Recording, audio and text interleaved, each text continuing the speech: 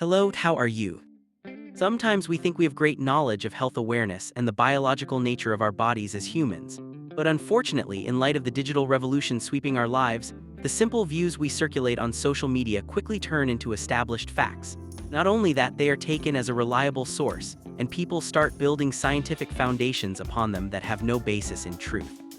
This has been the cause of the spread of rumors and lies whose promoters claim they are purely scientific, but science is completely innocent of them.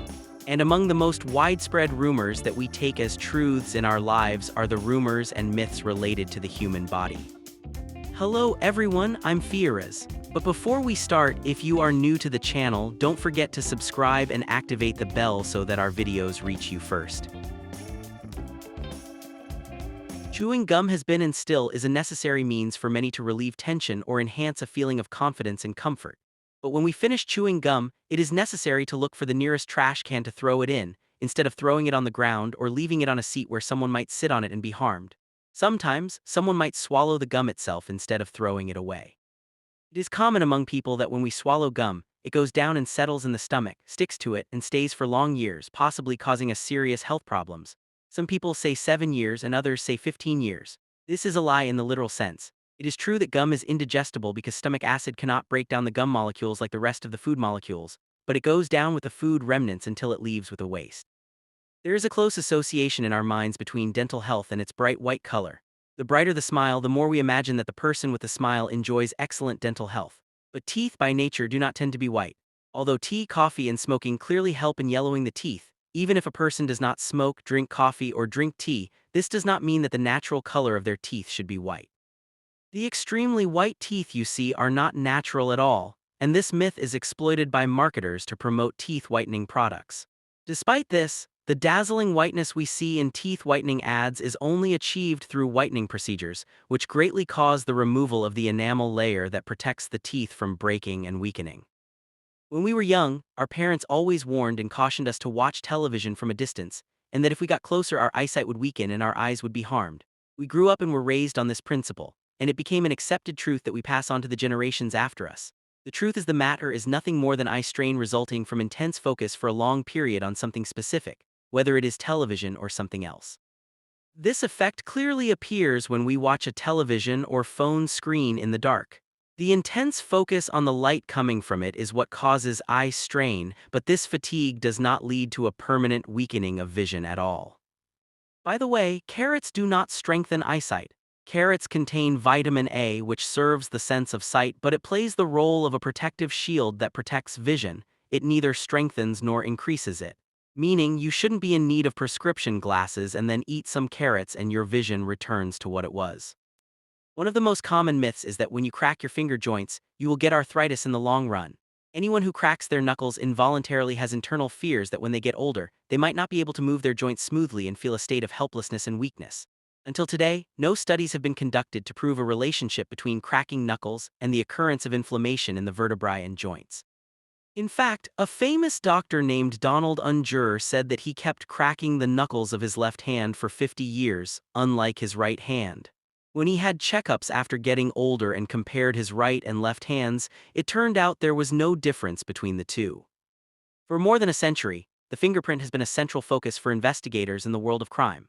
This is due to the prevailing belief that every person in the world has a unique fingerprint that distinguishes them from the rest of the people. The first appearance of the fingerprint idea was at the hands of the Scottish physicist Henry Faulds in 1888, when he wrote a scientific article saying that every human being on Earth has their own unique fingerprint.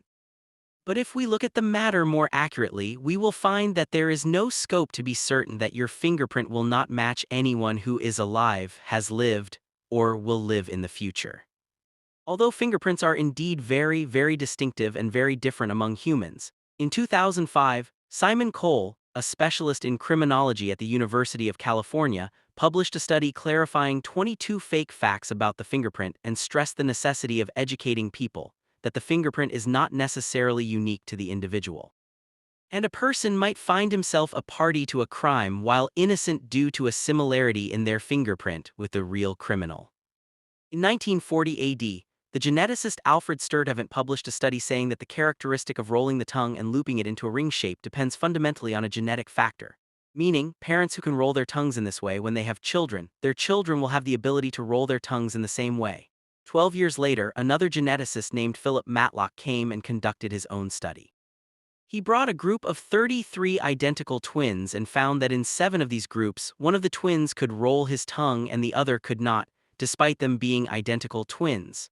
This proved to him that the ability to roll the tongue does not depend on a genetic factor, as Alfred had said 12 years earlier. If you ask anyone on the street how many senses a human has, the answer will probably be 5 senses. The blame is not on them. This is what we learned since we first entered school, which fundamentally dates back 350 years before Christ at the hands of the philosopher Aristotle. We have long known that humans possess the sense of smell, taste, sight, touch, and hearing. But what is more realistic and closer to accuracy is that these 5 senses are only a simple part of the senses that humans possess. For example, the sense of balance, the sense of the location of any limb of the body without seeing it, that is a sense, and our feeling of heat is a sense, and our feeling of movement and the passage of time is also a sense. And many others of the senses through which we perceive the world around us with more than the 5 commonly known senses. Among the myths that are circulated under the title of oddities is that head hair and fingernails continue to grow after a person dies. The history of this myth dates back to 1929 when the writer Erich Remarque wrote about it in his novel All Quiet on the Western Front.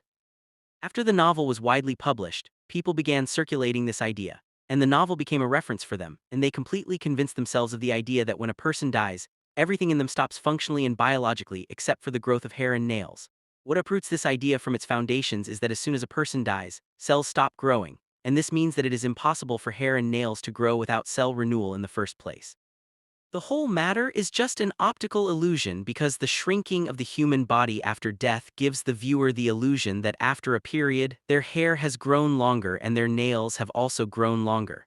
But their length in reality was constant the whole time. The feeling of cold is nothing but a loss of body heat. Among the myths related to heat loss is that most of the body's heat is lost through the head. The first appearance of this claim dates back to 1950 when the U.S. military was conducting a study to test the effect of frost and snow on soldiers. They started dressing their soldiers in special suits for the North and South Poles and prepared to adapt to the surrounding frost. Despite this, the soldiers were freezing cold. The researchers deduced from this study that the volunteer soldiers lost their heat through their heads because the soldiers were covering every part of their bodies except their heads, so their heads were what lost all the heat. In 2008, at the University of British Columbia, they brought a group of volunteers and had them enter a swimming pool where the water temperature was 16 degrees Celsius. A group of them had their heads submerged in the water, and the second group had the water up to their necks only.